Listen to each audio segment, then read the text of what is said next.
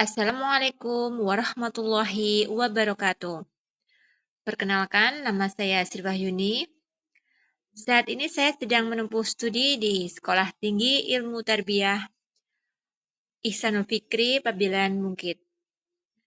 Sebelumnya saya ucapkan terima kasih kepada Ustadz Zamroni selaku dosen pembimbing mata kuliah psikologi, serta teman-teman seperjuangan Prodi BKPI.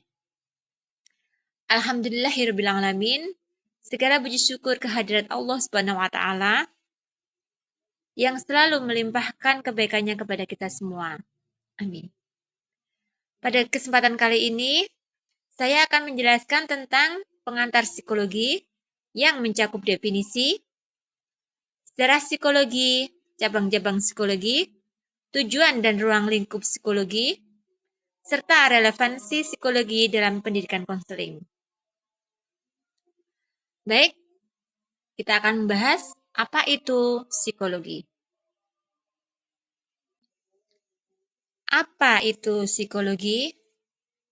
Psikologi adalah ilmu yang mempelajari perilaku, proses mental, dan emosi manusia. Ilmu psikologi mempelajari berbagai faktor yang mempengaruhi tingkah laku manusia, seperti faktor tempat tinggal, keluarga, lingkungan sosial, atau faktor genetik. Psikologi merupakan disiplin ilmu yang mempelajari tentang perilaku manusia. Ilmu ini akan meneliti bagaimana alur pemikiran dari manusia bekerja. Selain itu, ilmu ini juga meneliti semua penyebab dari perilaku dan tindakan manusia. Memahami psikologi dapat sebagai pengetahuan untuk mengetahui seluk-beluk tentang tingkah laku manusia. Karena ilmu ini kerap dimanfaatkan untuk menyelesaikan masalah atau mencari solusi yang tepat, khususnya pada sejumlah aktivitas dari manusia yang cukup kompleks. Sejarah psikologi. Sejarah psikologi terbagi dalam rentang waktu yang lama. Periode paling awal dalam sejarah psikologi adalah zaman Yunani kuno, sebelum adanya penanggalan Masehi. Pada masa ini, psikologi masih menjadi bagian dari ilmu filsafat.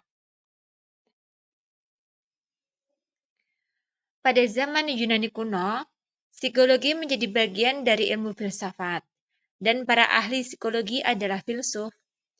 Para ahli psikologi Yunani kuno membahas hakikat jiwa dan gejala yang mencirikannya. Para filsuf itu diantaranya Socrates, Plato, dan Aristoteles membahas tentang jiwa dan hubungannya dengan tubuh. Plato menganggap jiwa terpisah dari tubuh, sementara Aristoteles melihat jiwa sebagai esensi kehidupan. Pada abad ke-5 hingga ke-6 Masehi, psikologi dihubungkan dengan dua teologi besar Yunani, yaitu Olympian dan Orfisme. Teologi Olympian berpusat pada kepercayaan kepada para dewa Olympus seperti Zeus, Hera, Athena, dan lain-lain. Dalam tradisi Olympian, manusia dianggap sebagai makhluk fana yang tunduk kepada para dewa.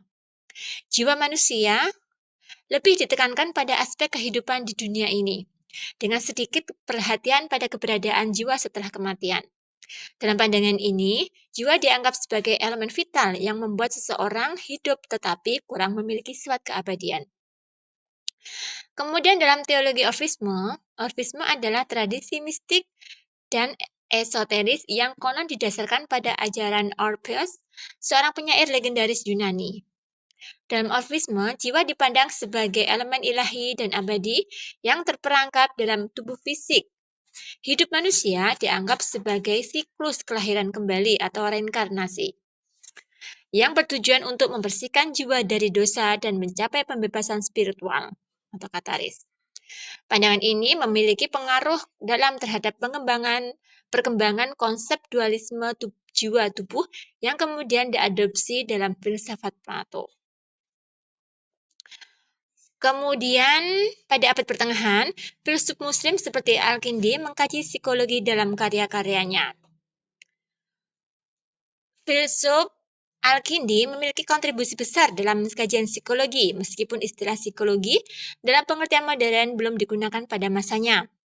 Al-Kindi yang dikenal sebagai filosof Arab pertama, merupakan salah satu tokoh yang memadukan pemikiran Yunani dengan tradisi Islam. Dalam karya-karyanya, Al-Kindi mengkaji jiwa nafs sebagai bagian penting dari pemikiran filsafat dan spiritualitas.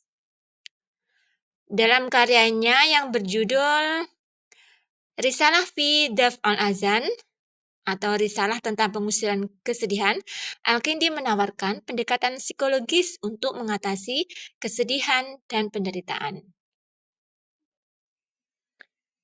Pada abad ke-5 hingga ke-6 Masehi, psikologi masih menjadi wacana yang diperdebatkan mengenai objek dan prosedur kajian yang layak dimasukkan sebagai bagian dari psikologi.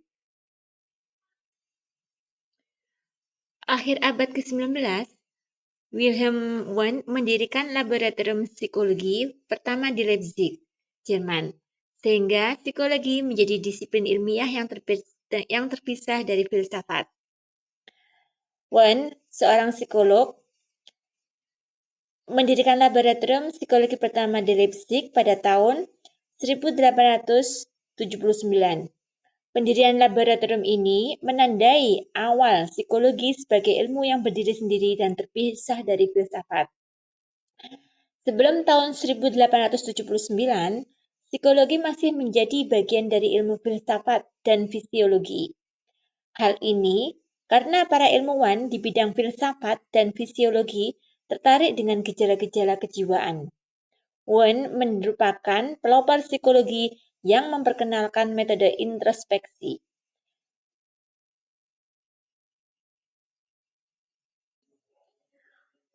Pendidikan psikologi di Indonesia dimulai dengan pidato ilmiah Profesor Dr. Slamet Iman Santoso pada tahun 1952.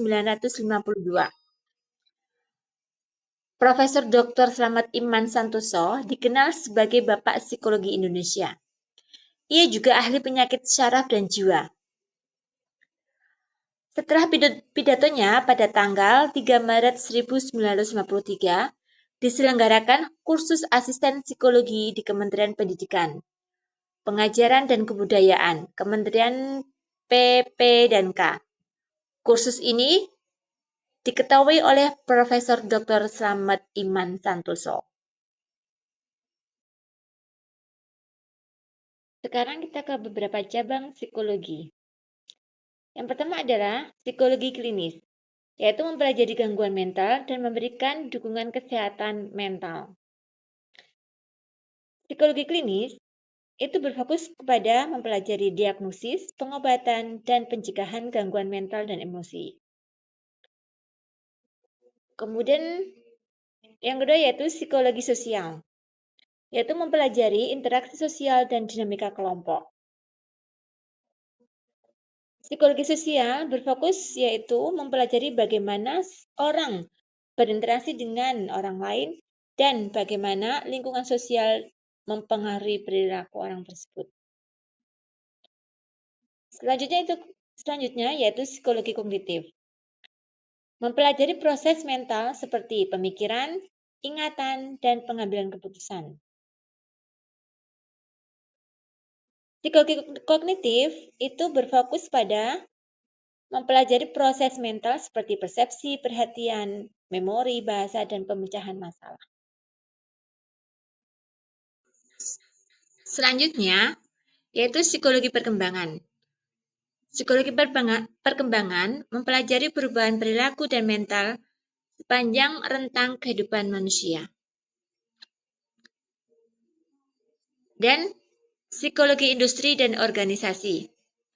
Psikologi industri dan organisasi yaitu mempelajari pengaruh sosial dalam organisasi, kepemimpinan, dan hubungan antar departemen. Kemudian psikologi forensik, yaitu menerapkan konsep-konsep psikologis dalam sistem hukum, seperti sistem peradilan, termasuk penilaian kompetensi dan penentuan kesalahan. Kemudian selanjutnya yaitu psikologi komunitas. Psikologi komunitas berfokus pada peningkatan kualitas hubungan antar individu dan masyarakat secara luas. Psikologi komunitas ini yaitu lebih kepada antar individu itu sendiri. Kemudian psikologi lintas budaya yaitu membandingkan sifat, perilaku, pikiran, dan emosi dari proses psikologis dalam berbagai budaya. Dan yang terakhir dari cabang psikologi yaitu psikologi olahraga dan psikologi pendidikan. Psikologi olahraga itu lebih pada penerapan prinsip-prinsip psikologi untuk meningkatkan performa olahraga, seperti mental, kebugaran, dan motivasi. Psikologi olahraga juga mempelajari proses sosial dalam olahraga, seperti interaksi antar atlet, pelatih, dan penonton. Kemudian psikologi pendidikan itu berfokus mempelajari karakteristik siswa dan bagaimana cara memotivasi mereka untuk belajar. Sehingga mereka akan lebih percaya diri dan lebih tertata mentalnya. Tujuan psikologi adalah tujuan utamanya yaitu memahami perilaku manusia, yaitu mempelajari faktor-faktor yang mempengaruhi pemikiran, pikiran, perasaan, dan tindakan. Kemudian yang kedua, meningkatkan kesejahteraan, yaitu membantu individu mencapai kebahagiaan, keseimbangan, dan keselarasan. Kemudian yang ketiga, mengembangkan potensi, membantu individu mengoptimalkan kemampuan dan bakat. Yang keempat, mencegah gangguan mental, yaitu mengidentifikasi dan mengatasi faktor-faktor yang menyebabkan gangguan mental. Kemudian yang kelima, meningkatkan kualitas hidup, membantu individu mengatasi masalah dan mencapai tujuan hidup. Kemudian tujuan spesifik dari psikologi yaitu pertama, mengembangkan kesadaran diri. Yang kedua, meningkatkan kemampuan berpikir kritis. Yang ketiga, mengembangkan keterampilan sosial. Keempat, meningkatkan kemampuan belajar. Yang kelima, mengatasi stres dan kecemasan. Keenam, meningkatkan hubungan interpersonal. Dan yang terakhir yaitu mengembangkan kemampuan kepemimpinan serta meningkatkan kreativitas. Itulah di antara dari tujuan spesifik psikologi. Selain psikologi mempunyai tujuan spesifik, psikologi juga mempunyai tujuan terapan dan tujuan etis. Tujuan terapan itu diantaranya, satu, meningkatkan kinerja organisasi. Kedua, membantu pengambilan keputusan. Ketiga, mengembangkan strategi pemasaran. Keempat, meningkatkan kesehatan mental. Kelima, mengatasi konflik. Keenam, meningkatkan komunikasi efektif. Yang ketujuh, mengembangkan program pendidikan. Dan yang kedelapan, meningkatkan keselamatan kerja. Kemudian tujuan etisnya yaitu yang pertama, menghormati privasi dan kerahasiaan. Yang kedua, menghindari penipuan dan manipulasi. Yang ketiga, menghargai keragaman. Yang keempat, meningkatkan kesadaran sosial. Dan yang kelima yaitu mengembangkan kebijakan etis. Itulah tujuan terapan dan tujuan etis dari psikologi. Ruang lingkup psikologi umum, yaitu kognisi, emosi, dan konasi. Ruang lingkup psikologi umum meliputi 3 aspek utama yang menjadi fokus kajian dalam memahami perilaku dan proses mental manusia, yaitu kognisi, emosi, dan konasi. Ketiganya merupakan elemen yang saling berkaitan dalam menjelaskan bagaimana manusia berpikir, merasakan, dan bertindak. Yang pertama, kognisi adalah proses mental yang berkaitan dengan pemikiran, penalaran, dan pemrosesan informasi. Kemudian, emosi.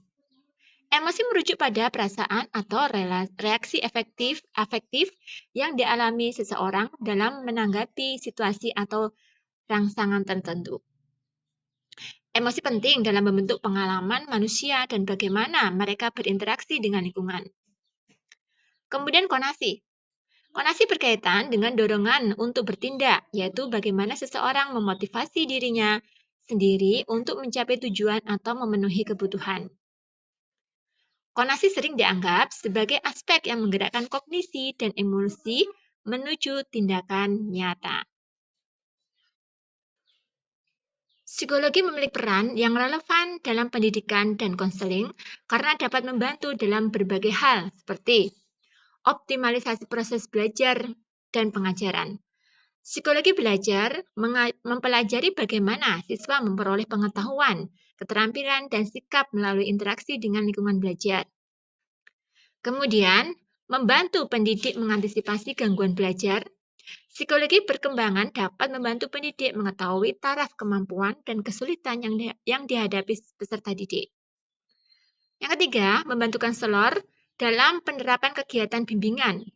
Konselor perlu memahami psikologi pendidikan untuk memberikan bimbingan yang efektif dan optimal. Kemudian, membantu individu yang bermasalah. Psikologi dalam konseling dapat membantu individu yang bermasalah untuk melegakan jiwanya dan mengambil keputusan atau perilaku menyelesaikan masalahnya. Kemudian, psikologi membantu pengembangan pendidikan karir. Lulusan dapat memadukan pengetahuan psikologi tentang minat, bakat, dan kepribadian dengan konteks pendidikan untuk membantu siswa merencanakan karir. Selanjutnya yaitu mendukung individu dengan kebutuhan khusus.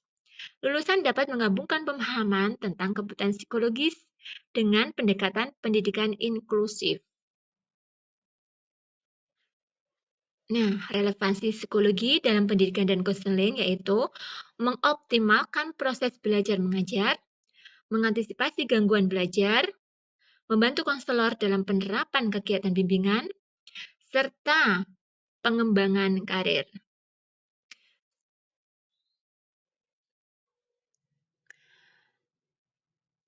Demikianlah sedikit penjabaran tentang psikologi dari saya. Saya ucapkan sekian dan terima kasih. Sampai jumpa dalam video selanjutnya. Wassalamualaikum warahmatullahi wabarakatuh.